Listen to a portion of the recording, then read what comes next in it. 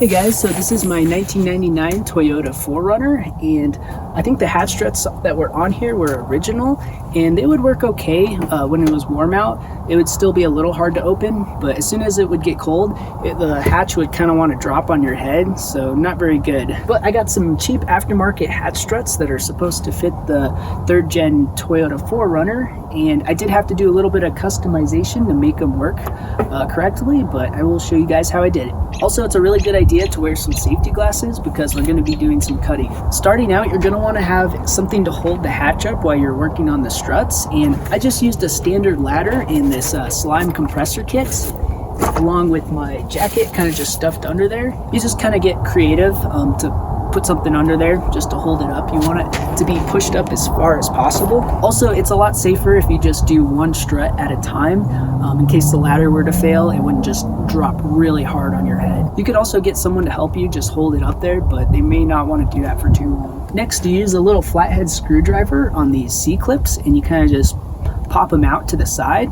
There's one on the top and on the bottom. To remove one of the first pins, you may have to push up on the hatch just a little bit more to relieve the pressure so it'll slide right out. The one on the bottom has a little wave washer, so be sure not to lose that. The bottom of the strut will kind of swing out and then slide the pin on the top out, and then the strut can be removed. On the top one, there's a little clip-on bushing, and mine were kind of crumbling and falling apart, so you're probably not going to want to reuse those.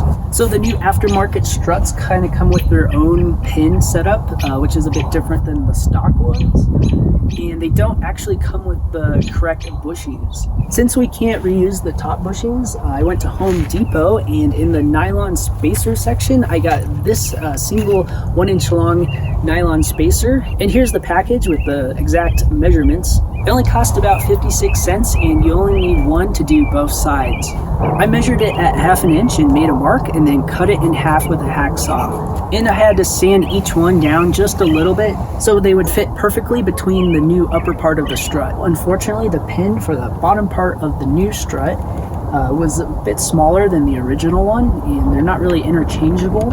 And unfortunately, I couldn't find a nylon washer at Home Depot that would fit the bottom one properly because the hole inside of this bracket was quite a bit smaller. But I kind of looked around my garage a little bit, and I actually found these terminals from my 4-gauge wiring kit for my subwoofer on my other vehicle, and crazy enough, it's a perfect fit for the pin and this little bracket. But what I did is measured it, marked it, and then hacked the ring part off, and then kind of flattened it out with my Dremel tool until it would fit in between the bottom part of this fork.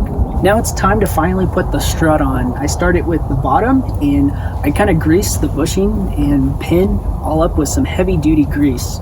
This will keep the pivot points from binding up and also prevent rusting. I slid the bushing into the bracket.